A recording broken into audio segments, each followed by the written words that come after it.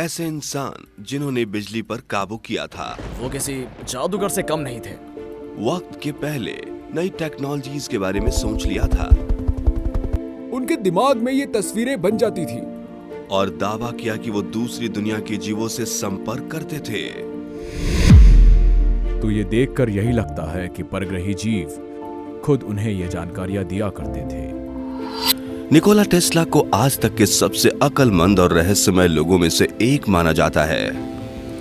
क्या वो सिर्फ एक सन के वैज्ञानिक थे या इस अक्लमंदी के पीछे एक्स्ट्रा टेरेस्ट्रियल जीवों का हाथ था? उनसे परग्रही जीव बातें करते थे और उन्होंने खुद सबके सामने इस बात को कबूल भी किया था। दुनिया भर के लाखों लोग ये मानते हैं कि बीते कल में दूसरे ग्रह के जीव हमारे ग्रह पर आए थे।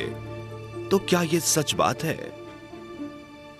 क्या सच में प्राचीन एलियंस ने हमारे इतिहास को बदला है? अगर ऐसा है तो क्या उनका निकोला टेस्ला की अक्लमंदी से कोई ताल्लुक था?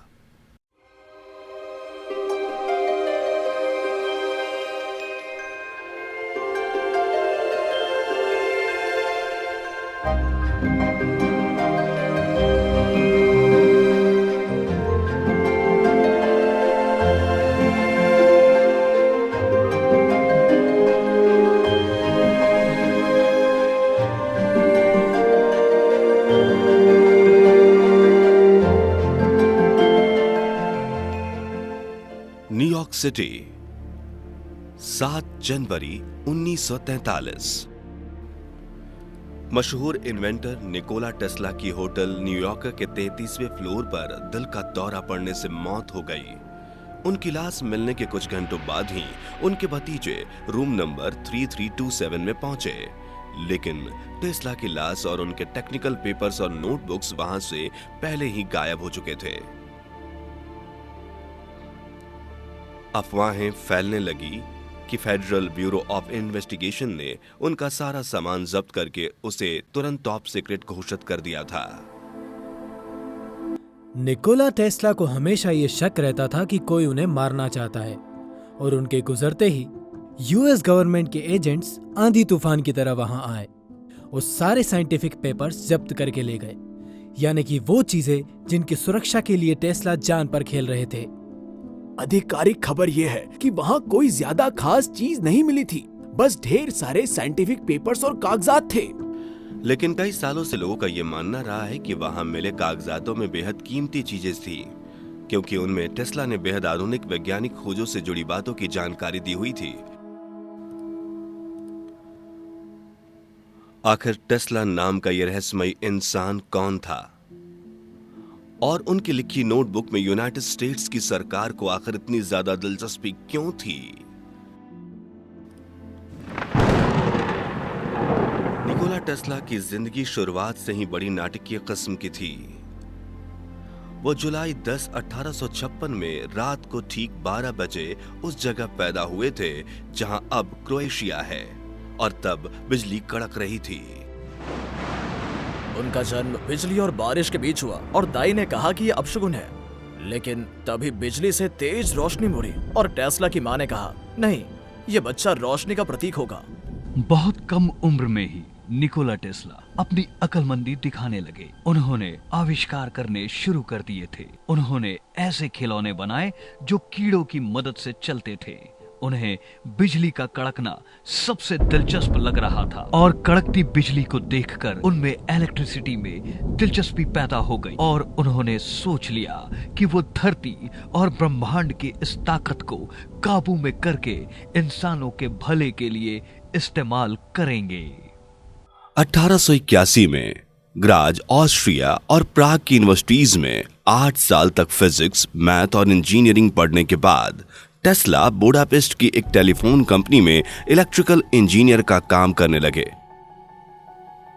3 साल बाद 28 साल की उम्र में वो यूनाइटेड स्टेट्स चले गए और न्यूयॉर्क सिटी में थॉमस एडिसन के लिए काम करने लगे।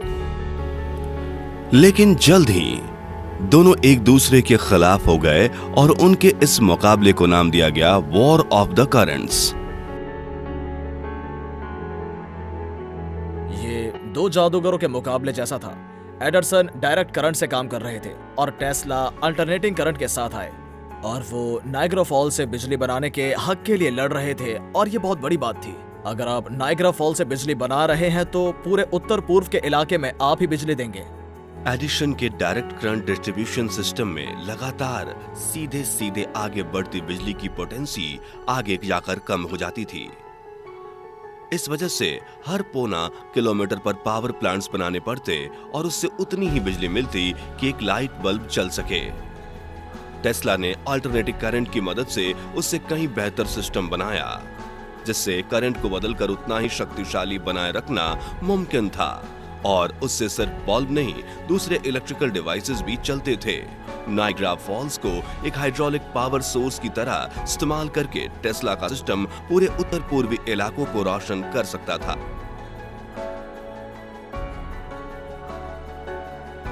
ये घोड़ा गाड़ी और जेट प्लेन के बीच मुकाबले जैसा था। टेस्ला के पास जेट प्लेन था और एडिसन घोड़ा गाड़ी चला रहे थे। दोनों का कोई मुकाबला नहीं था। टेस्ला उनसे कहीं ज्यादा आगे थे।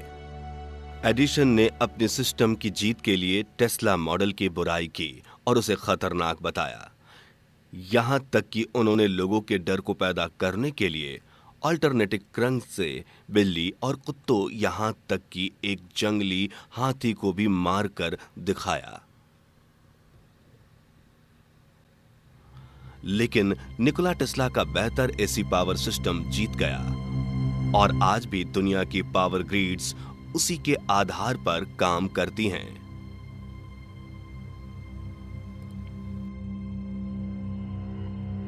टेस्ला ने दुनिया को बिजली का तोहफा दिया और इतना ही नहीं, उन्होंने बिजली को केवल कुछ लोगों के काम आने वाली चीज से बदलकर ऐसी बुनियादी चीज बना दिया जिसे सब लोग इस्तेमाल कर सकते थे।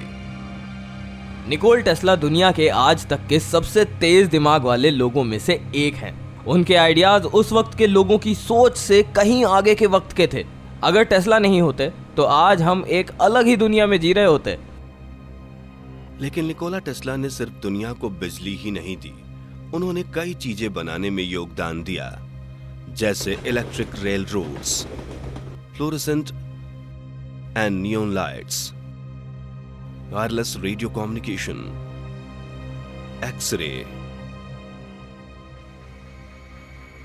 Remote control, turbine engines, speedometer, helicopters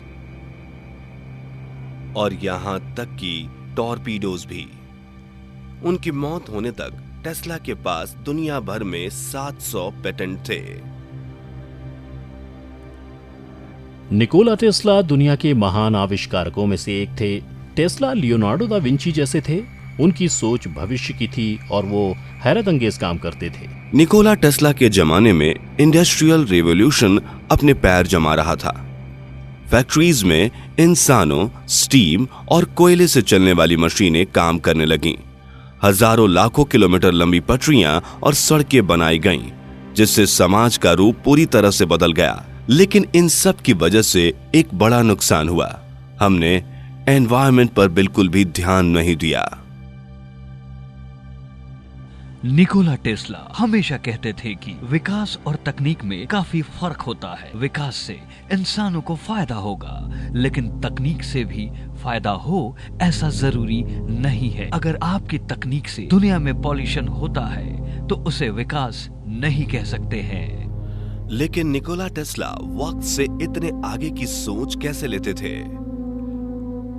कई सालों से आगे की सोच रखने वाले रहस्यमय इन्वेंटर ने स्कॉलर्स और रिसर्चर्स को हैरान किया हुआ है।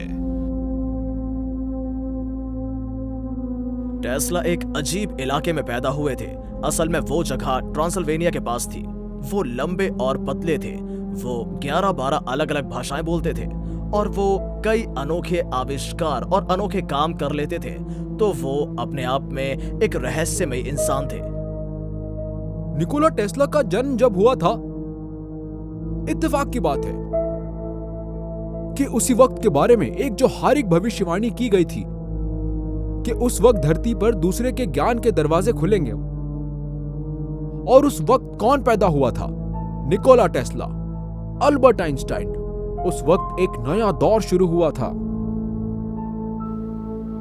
क्या वाकई इन भविष्यवाणियों, अफवाहों और टेस्ला से जुड़ी रहस्यमयी बातों में कोई राज छुपा हो सकता है? शायद दूसरी दुनिया का कोई राज? मानव इतिहास में ऐसे कई प्रोफेट्स और साइंटिस्ट्स हुए हैं जिन्होंने इंसानों के आने वाले कल को बदला है, जैसे आइंस्टाइन, गैलीलियो, कोपरनिकस और यकीनन टेस्ला भी उन्हीं में से एक है। तो मैं ये सोचता हूँ कहीं ये लोग ऐसे प्लान का हिस्सा तो नहीं थे जिसका काम था हम इंसानों को बदलना। टेस्ला पर रिसर्च करते हुए कुछ लोगों का मानना है कि वो एक खास ह्यूमन रिसीवर थे। अगर ऐसा है तो इसका मतलब है कि परग्रही जीव उनकी मदद कर रहे थे ताकि वो ऐसे लाजवाब आविष्कार करें जिनकी वजह से आज ये दुनिया रोशन हो पाई है। क्या टेस्ला जानते थे कि उन्हें एक खास काम मिला है? क्या वो हमारी टेक्नोलॉजी को उन ऊंचाइयों तक ले जाने की कोशिश कर रहे थे जिससे हम में वो क्षमता आ जाए जो प्राचीन वक्त के उन लोगों में थी जिन्हें हम कहते हैं देवता? क्या ऐसा हो सकता है जैसा कि कुछ एंशिएंट एस्ट्रोनॉट थेरिस्ट मानते हैं कि निकोला टेस्ला एक्स्ट्रा टेरेस्ट्रियल जीवों के संपर्क में थे? ऐसे एक्स्ट्रा टेरेस्ट्रियल जो इंसान को ऊपर उठाना चाहते थे? शायद इस सवाल का जवाब उस बात की जांच करके मिल सकता है जो टेस्ला की सबसे बड़ी कामयाबी में से एक की प्रेरणा बनी थी।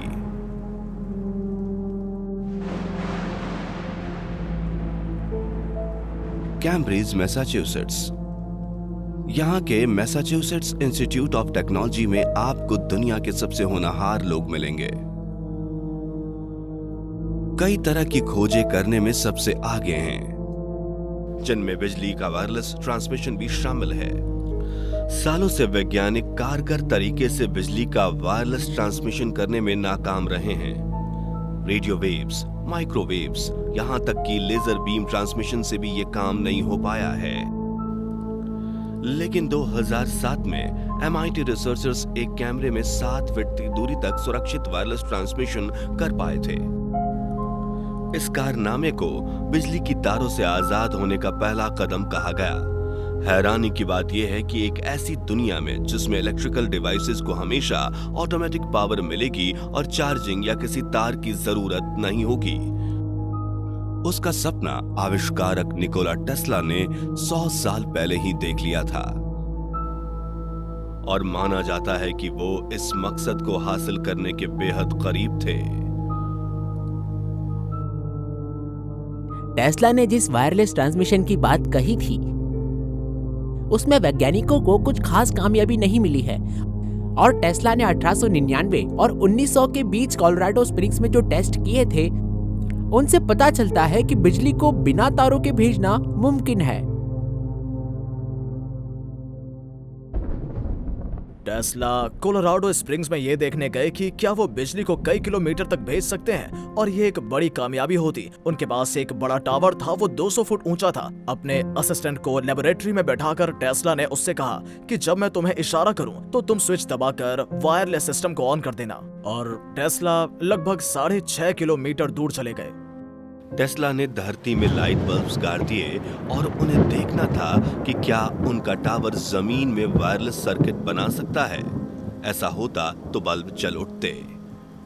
वो लाइट बल्ब जल उठे और उन्हें पता चल गया कि वो कई किलोमीटर तक बिजली का वायरलेस ट्रांसमिशन कर सकते थे। लेकिन उन्होंने ये बात राज रखी। उन्होंने इसके काम करने के तरीके को अपने असिस्टेंट तक को नहीं बताया, और उसे भी कोई अंदाजा नहीं था कि टेस्ला क्या कर रहे थे। शोरेम, न्यूयॉर्क, 1901। टेस्ला ने बैंकर जेपी मॉर्गन को उन्हें रेडियो स्टेशन बनाने के लिए $1.5 लाख देने के लिए मना लिया।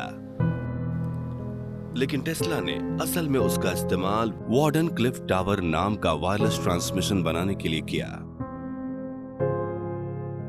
वार्डन क्लिफ जमीन से 187 फुट ऊंचा था, लेकिन वो जमीन में 120 फुट अंदर तक भी था। और टेस्ला सारे दुनिया के कई नोडल पॉइंट्स पर ऐसे ही रिसीविंग स्टेशंस बनाना चाहते थे जो वार्डन क्लिफ टावर जैसे ही दिखे।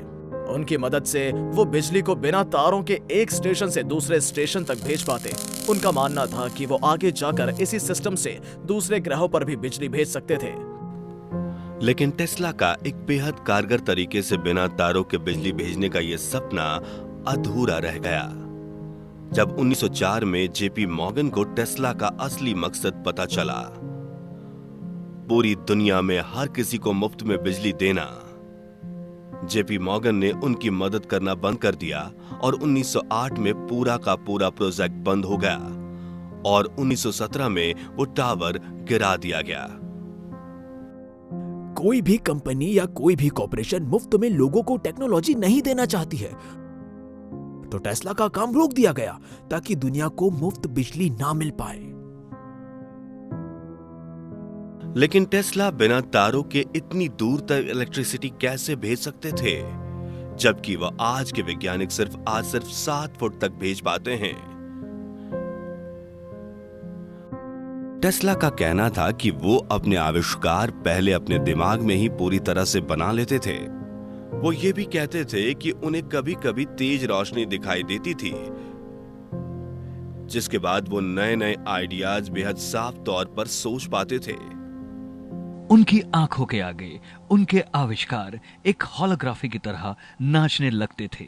वो तो ये भी कहते थे, उन्हें मन में वो घुमा फिरा लेते थे, उन्हें अलग अलग कर लेते थे और उन्हें जो दिखता था उसकी वजह से ही उन्हें बारीकी से पता होता था कि उन्हें आविष्कारों को कैसे बनाना है।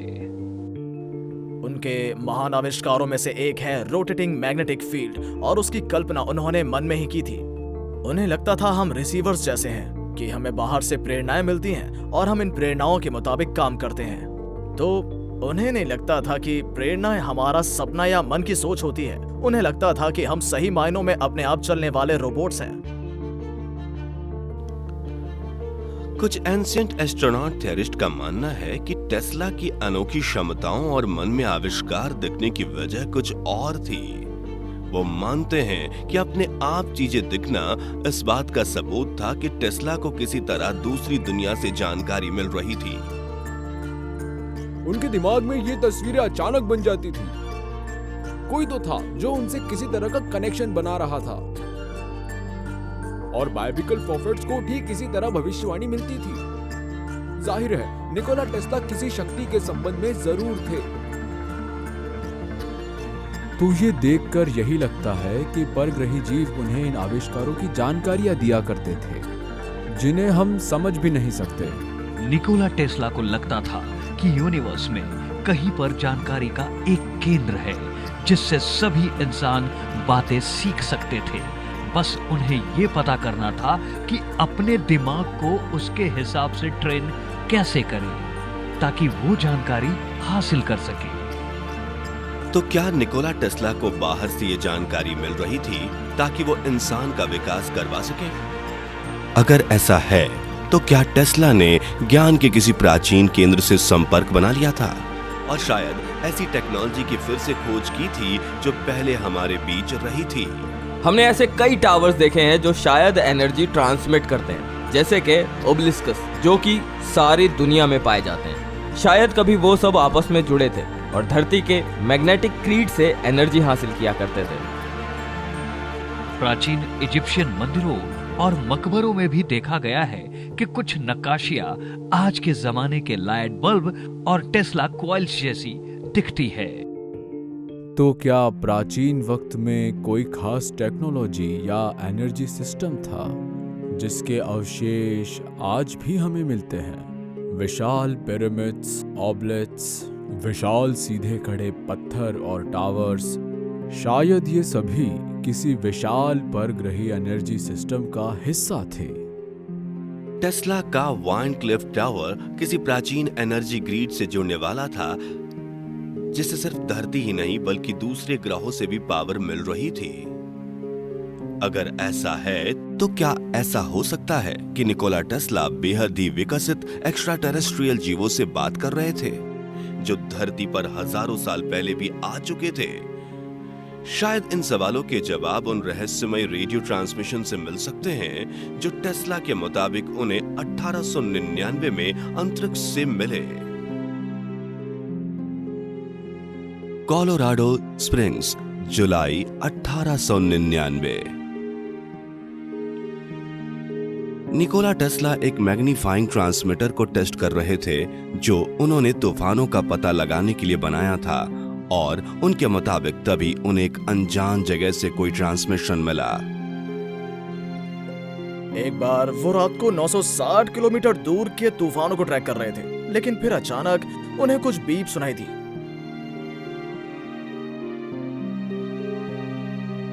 बार बार 3 बीप सुनाई दे रही थी, तो उन्हें गिनकर भेजा जा रहा था और वो उनका मतलब नहीं समझ पाए। और टेस्ला ने उनके बारे में सोचा तो उन्हें यही लगा कि वो अंतरिक्ष से आई थी, शायद मार्स से आई थी। मार्स का ऑर्बिट ऐसा है कि वो करीबन हर बार 1.25 सालों के बाद धरती के करीब आता है। टेस्ला का मानना था कि ऐसे ही कभी मार्स के करीब आने पर उन्हें वहां से सिग्नल मिल रहे थे। शायद उन्होंने एक ऐसा रिसीवर बनाया जो इतना सेंसिटिव था कि वो रेडियो वेव्स रिसीव कर रहा था, जिनके बारे में हमें पता है कि वो बाहरी गैलेक्सी या दूसरे ग्रहों से आती रहती है। तो उन्होंने मान लिया ये दूसरे ग्रह से आए सिग्नल्स है, लेकिन शायद उनके पास एक ऐसा ओपन चैनल था जो हम आज भी नहीं बना सकते।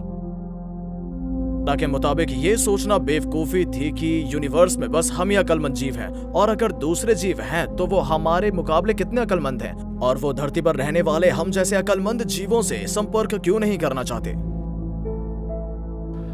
टेस्ला ने दूसरी दुनिया के लोगों के साथ संपर्क के बारे में बताया और ऐलान किया कि उन्हें एक्स्ट्रा टेरेस्ट्रियल होने पर यकीन है। 1901 के फरवरी में उन्होंने कॉलियर्स वीकली में इस आर्टिकल छिपवाया जिसका नाम था talking with the planets. Tesla शिद्दत से इस काम में लग गए कि किसी तरह से वो दूसरे प्लैनेट से फिर से रेडियो से संपर्क कर सके। टेस्ला को जो रेडियो ट्रांसमिशंस मिले थे, उनके सहारे उन्होंने एक थ्योरी बनाई कि ये परग्रही जीव 1000 साल पहले से हमारी दुनिया के संपर्क में थे। और इतना ही नहीं, इन परग्रही जीवों ने इंसानों को शुरुआत से ही अपने काबू में करके रखा है। उनकी ये बातचीत कहाँ तक गई? क्या वो उस मुकाम तक पहुंच गए थे जहां उन्हें परग्रही जीवों से काम की जानकारी मिल रही थी, जिसकी मदद से वो अपने आविष्कार बना रहे थे? लोगों का मानना है कि ऐसा ही हुआ था, और टेस्ला अपने आविष्कार इसलिए कर पाए क्योंकि उनका सीधा संबंध दूसरे ग्रह के अक्लमंद जीवों के साथ था। मगर टेस्ला के वैज्ञानिक साथियों ने इस हैरत अंगेज बात पर यकीन नहीं किया और वो टेस्ला को एक सन की वैज्ञानिक कहने लगे। तो एक तरफ निकोला टेस्ला ने सारी दुनिया में बिजली दौड़ाई, लेकिन फिर आगे जाकर जेपी मॉर्गन उनके खिलाफ हो गई, जो कि बहुत ही बड़े आदमी थे, और एडिसन भी पहले से ही उनके खिलाफ थे और उनका भी बहुत दबदबा था। फिर ये खबर सामने आई कि वो शायद मार्स ग्रह पर सिग्नल भेज रहे थे, और शायद इस बात का फायदा उठाकर उनके दुश्मनों ने उन्हें बदनाम करने की कोशिश की। 20वीं सदी की शुरुआत में ऐसी अफवाह उड़ी कि टेस्ला को नोबेल प्राइज देने की बात चल रही थी, लेकिन उन्हें वो कभी नहीं मिला। आज भी वैज्ञानिक उनकी उतनी इज्जत नहीं करते जितनी की जानी चाहिए। टेस्ला ने कहा था, एटम्स सोलर सिस्टम्स की तरह काम करते हैं, और ये कि लाइट में वेव और पार्टिकल्स दोनों होते हैं। आइंस्टीन को यह बताने के लिए नोबेल प्राइज मिला कि लाइट में पार्टिकल्स होते हैं। वॉर और रदरफोर्ड को यह बताने के लिए नोबेल प्राइज मिला कि एटम्स सोलर सिस्टम्स की तरह काम करते हैं। तो टेस्ला का क्वांटम फिजिक्स के इतिहास में नाम क्यों नहीं आता, जबकि वो उसकी सबसे माहिर वैज्ञानिक थे? मुझे लगता है उनके साथ दूसरे फिजिसिस्ट्स ने नाइंसाफी की थी, और इसकी एक वजह थी उनका एलियन से लगाव। क्या निकोला टेस्ला ऐसी चीज की कल्पना कर रहे थे जो सच में नहीं थी, या ऐसा हो सकता है कि वो सच में एक्स्ट्रा टेरेस्ट्रियल जीव के संपर्क में थे? Belgrade, Serbia. यहां निकोला टेस्ला म्यूजियम में 1,60,000 से भी ज्यादा डॉक्यूमेंट्स हैं, जिनसे टेस्ला के आगे की योजनाओं के बारे में पता चलता है। इनमें कुछ चित्र हैं जो कई लोगों को स्पेशियस लगती हैं। इतिहासकारों के मुताबिक टेस्ला ने 1910 में एक फ्लाइंग मशीन पर काम करना शुरू किया था, जो फील्ड प्रपल्शन या एंटी ग्रेविटी का इस्तेमाल करने वाली थी।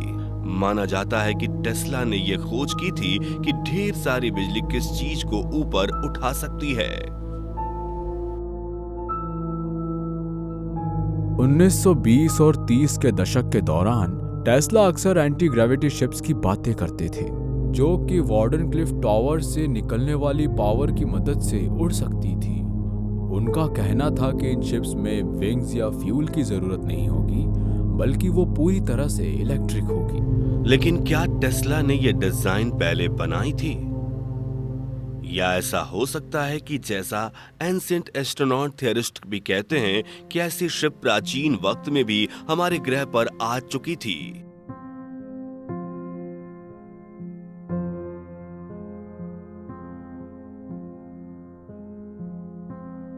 इंडिया के प्राचीन ग्रंथों में यानी के वेदों में विमानों के बारे में लिखा है। वो उड़ने वाले रथ जो देवता एक जगह से दूसरी जगह जाने के लिए इस्तेमाल किया करते थे। इनमें से कुछ विमान पलक झपकते ही आसानी से एक जगह से दूसरी जगह पहुंच जाते थे। तो इस बात को नए जमाने के नजरिए से देखें तो लगता है उनके पास किसी तरह का एंटी ग्रेविटी डिवाइस था। इस प्राचीन बात को हम नए जमाने के यूएफओ फिनोमिनान से भी जोड़ सकते हैं और इसीलिए मेरे ख्याल से पूरी तरह मुमकिन है कि टेस्ला किसी एंटी ग्रेविटी डिवाइस पर काम कर रहे थे। तो क्या सच में प्राचीन हिंदू ग्रंथों जैसे महाभारत में बने चित्र इस बात का सबूत हैं कि टेस्ला को दूसरी दुनिया से जानकारी मिल रही थी, जिसकी मदद से वो एंटी ग्रेविटी स्पेसशिप बनाना चाहते थे? और अगर वो सन की वैज्ञानिक कहे जाने वाले टेस्ला ने सच में दूसरे ग्रह के जीवों से संपर्क किया था, तो क्या ऐसा हो सकता है कि वो उनके लिए चोरी छुपे काम कर रहे थे? Palo Alto, California, 2013। एक सिलिकॉन वैली स्टार्टअप की all electric sports car Motor Trend का कार ऑफ द ईयर का इनाम जीतती है। ये दुनिया की सबसे कम फ्यूल इस्तेमाल करने वाली गाड़ी है। ये धुआं नहीं छोड़ती और 4 सेकंड में 96 किलोमीटर प्रति घंटे की रफ्तार पकड़ सकती है। ये model S electric car industry में नई जान फूंक देती है और फिर इसे एक नाम दिया जाता है, टेस्ला। दिलचस्प बात यह है कि 1931 में टेस्ला ने रिपोर्टरों से कहा था कि उन्होंने एक पियर्स एरो कार को पूरी तरह से इलेक्ट्रिक बना दिया है। टेस्ला ने सबको वो कार दिखाई और उसे चलाया भी, और उसने 145 किलोमीटर प्रति घंटे की रफ्तार पकड़ी। तो ऐसे कई आविष्कार जिनकी टेस्ला ने बात की थी या उन्हें पेटेंट करवाया था, वो बाद में बनाए गए हैं। ऐसी कई टेक्नोलॉजीज हैं जिनके बारे में हमें निकोला टेस्ला के ड्राइंग बोर्ड पर जानकारी है। आधुनिक ह्यूमनॉइड रोबोटिक्स, सोलर और wind power, weather manipulation, drones और यहां तक कि प्लैनेटरी एक्सप्लोरेशन व्हीकल्स भी।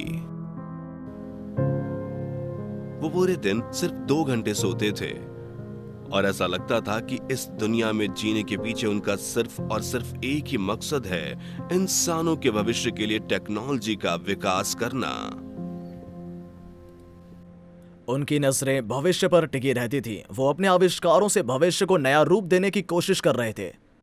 मिस्टर टेस्ला अकेले ऐसे इंसान नहीं थे। कई नए ढंग की शुरुआत करने वाले या खोज करने वाले लोग भी मन में बनी ऐसी ही तस्वीरों से प्रेरित होकर काम करते थे और उन्हें असली दुनिया में लाने की कोशिश करते थे। तो धर्म के मामले में हम ये कह सकते हैं कि उस धार्मिक गुरु का किसी ईश्वरीय शक्ति के साथ संपर्क हुआ है, और वैज्ञानिक मामले में हम ईश्वरीय शब्द का भले ही इस्तेमाल नहीं करते, लेकिन ये बात तो तय है, लोगों से कोई तो संपर्क कर रहा है और उनकी वजह से दुनिया में नई चीजों की शुरुआत हो रही है। अभी तक की बातों से तो ऐसा ही लगता है।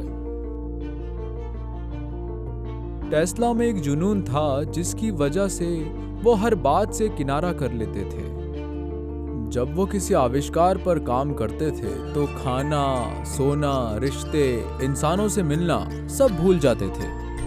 ऐसा लगता था वो किसी मिशन पर है, ऐसा मिशन जो एक बड़े प्लान का हिस्सा था जो किसी परग्रही जीव ने बनाया था। क्या निकोला टेस्ला को सच में एक्स्ट्रा टेरेस्ट्रियल जीव आविष्कार करने का काम देते थे, जैसा कि कुछ एंशिएंट एस्ट्रोनॉट थियरिस्ट कहते हैं?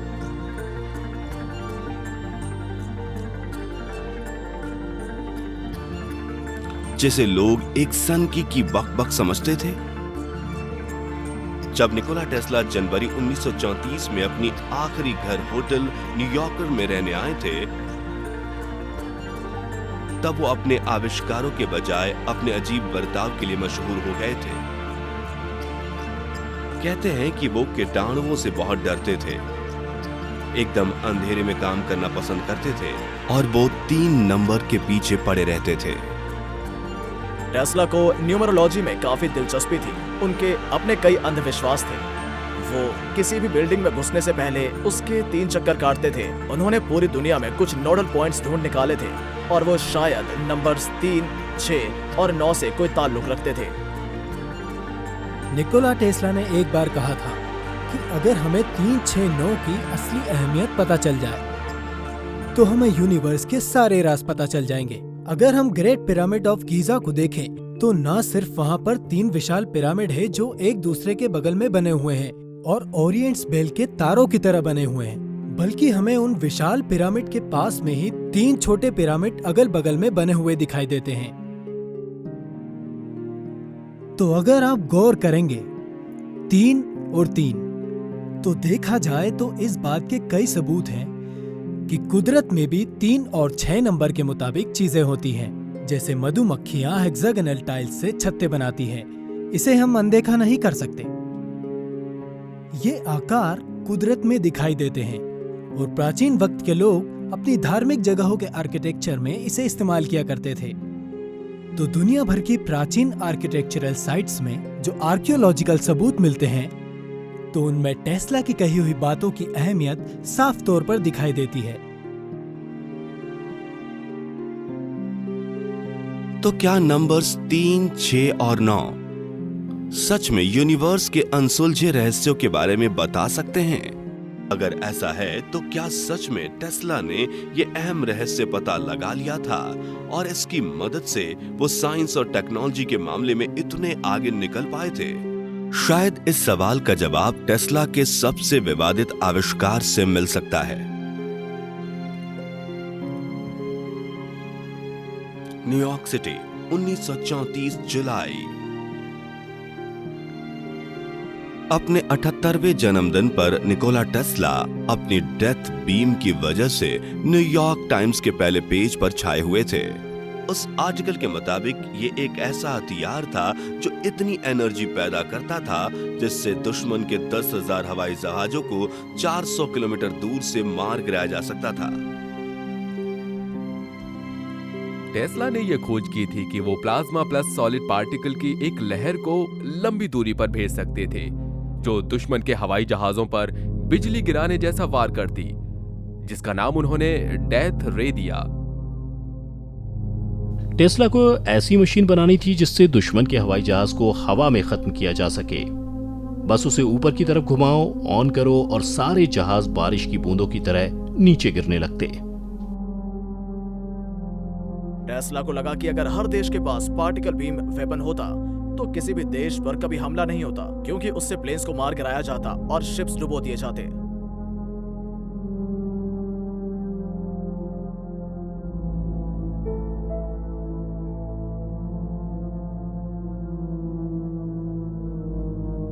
इसलिए वो दूसरे विश्व युद्ध के दौरान इस पार्टिकल बीम वेपन को अमेरिकी सरकार को बेचने की कोशिश कर रहे थे। और मेरे ख्याल से फ्रैंकलिन रूजवेल्ट असल में 2 संभावनाओं पर गौर कर रहे थे। आइंस्टाइन आइटम बम की संभावना पर बात कर रहे थे।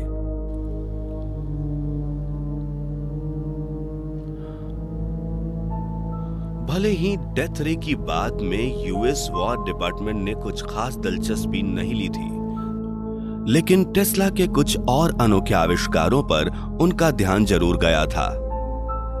उनके करियर की शुरुआत में एक ट्रांसफॉर्मर कॉइल के साथ कुछ रिसर्च करते वक्त निकोला टेस्ला एक बार मरते मरते बचे थे जब वो 35 लाख वोल्ट्स के भारी रेजोनेटिंग इलेक्ट्रोमैग्नेटिक चार्ज के संपर्क में आ गए थे। टेस्ला 60 फुट तक जाने वाली बिजली पैदा कर रहे थे। उनसे कोई गलती हुई और उन्हें बिजली का झटका लगा और वो कहीं फंस गए। उन्हें अपने एक असिस्टेंट से मशीन बंद करवाकर बिजली रुकवानी पड़ी और उस दिन वो मरते मरते बचे। और उन्हें जो शॉक लगा था उसकी वजह से उन्हें कुछ दिखाई दिया। टेस्ला ने कहा वो ऐसी हालत में पहुंच गए थे कि उन्हें वक्त का कोई अंदाजा नहीं था, जैसे वो अतीत, भविष्य और वर्तमान में एक साथ हो। उन्हें बिजली के झटके लग रहे थे, लेकिन उनके हाथ पैर जम गए थे और वो कुछ कर नहीं पा रहे थे। टेस्ला को बिजली का झटका लग रहा था और तभी उनके असिस्टेंट ने जाकर उस मशीन को बंद कर दिया। लेकिन टेस्ला ने कहा वो घटना किसी तरह उन्हें टाइम और स्पेस के बाहर ले गई थी। लेकिन क्या ये हो सकता है कि टेस्ला ने स्पेस टाइम कॉन्टिन्यूम के पार जाने का तरीका ढूंढ लिया था? एंशिएंट एस्ट्रोनॉट थियरिस्ट का मानना है कि सवाल का जवाब जानने के लिए हमें फिलाडेल्फिया एक्सपेरिमेंट को देखना होगा।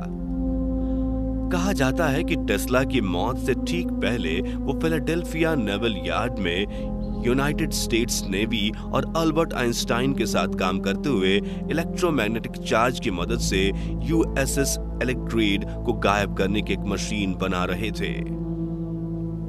वो जहाज को छुपाने वाली टेक्नोलॉजी बना रहे थे और उन्होंने कुछ टेस्ला कॉइल्स को जहाज पर लगाया, जिससे जहाज की चारों तरफ प्लाज्मा की परत बन जाए और उसकी मदद से वो किसी भी रडार से छुपी रह सकती थी। लेकिन वहां एक बेहद चौंकाने वाली बात हुई। वो जहाज न सिर्फ रडार से गायब हुआ, बल्कि असलियत में भी गायब ही हो गया। और जब वो वापस सामने आया तो उसके दल के कुछ लोग जहाज की दीवारों में अटके हुए थे।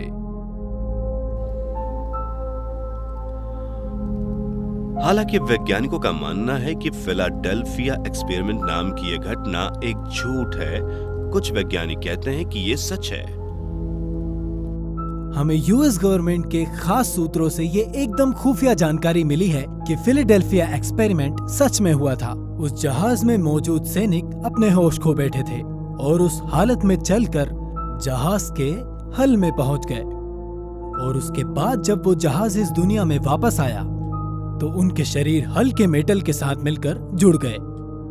क्या टेस्ला ने सच में टाइम और स्पेस के पार जाने का तरीका ढूंढ लिया था? अगर ऐसा है तो क्या इस टेक्नोलॉजी से जुड़े राज और उसके साथ टेस्ला की डेथ बीम के ब्लूप्रिंट्स भी उन साइंटिफिक डॉक्यूमेंट्स में शामिल थे जो माना जाता है कि एफबीआई उनकी मौत के बाद जब्त करके ले गई थी? एंशिएंट एस्ट्रोनॉट थियरिस्ट का मानना है कि इस बात के सबूत आज के जमाने की सबसे आधुनिक हथियार में मिल सकते हैं।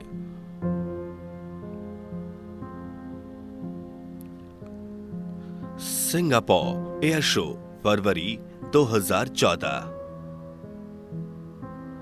इजरायली की एक हथियार बनाने वाली company Rafael Advance Defense System ने एक लेजर डिफेंस सिस्टम पेश किया जो एनर्जी छोड़कर आसमान से मिसाइल को मार कर गिरा सकता था।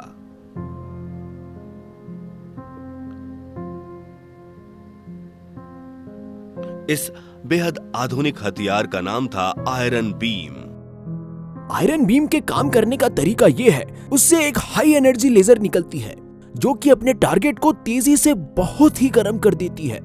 वो किसी भी चीज को उड़ा सकती है, अब चाहे वो हवाई जहाज हो, ड्रोन्स हो या फिर मिसाइल, यानी ऐसी कोई भी चीज जिससे किसी देश पर हमला किया जा सकता है।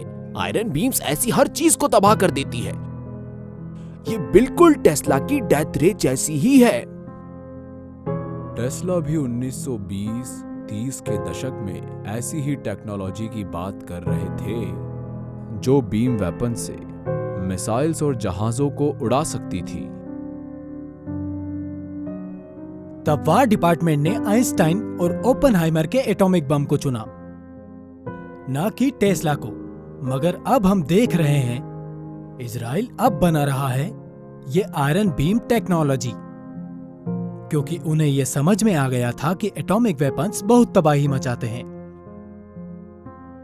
क्या ऐसा हो सकता है कि टेस्ला ने वक्त में आगे देखने की और सफर करने की टेक्नोलॉजी बना ली थी और इसलिए उन्हें इस आविष्कार के बारे में पता चला? टेस्ला ने एक बार कहा था कि आज वक्त उनका है, मगर मैं जिस भविष्य के लिए काम कर रहा हूं वो मेरा है। क्या टेस्ला ने सच में भविष्य देखा था?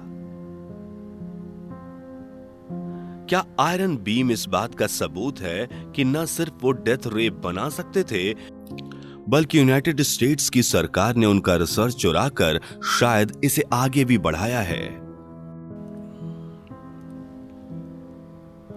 कुछ लोगों का मानना है कि न सिर्फ निकोला टेस्ला एलियंस से बात किया करते थे, बल्कि उन्हें यहां एलियंस ने खास मकसद से भेजा था, इंसानों का नया दौर शुरू करने के लिए। एक बड़ा सवाल यह भी है कि टेस्ला कौन थे? क्या वो किसी तरह के अवतार थे, एक अक्लमंद और रहस्यमयी शक्ति जो यहाँ इंसानों की मदद करने आए थे? कोई पक्के तौर पर नहीं जानता कि माजरा क्या है। देखा जाए तो हर कलाकार खुद को महान मानता है और टेस्ला खुद को कलाकार मानते थे। हर कलाकार खुद को किसी महान काम का साधन मानते हैं और जाहिर है टेस्ला को भी लगता था कि वो ऐसा कुछ काम कर रहे हैं। इंसानों के लिए कुछ तय हुआ है, एक प्लान बना है और हर जनरेशन में इस प्लान को बनाने वाली शक्ति जो भी है वो धरती पर कुछ खास लोगों को भेजती है जो जन्म से ही एक ऊंचे दर्जे का ज्ञान हासिल करने की चाहत भी रखते हैं और काबिलियत भी।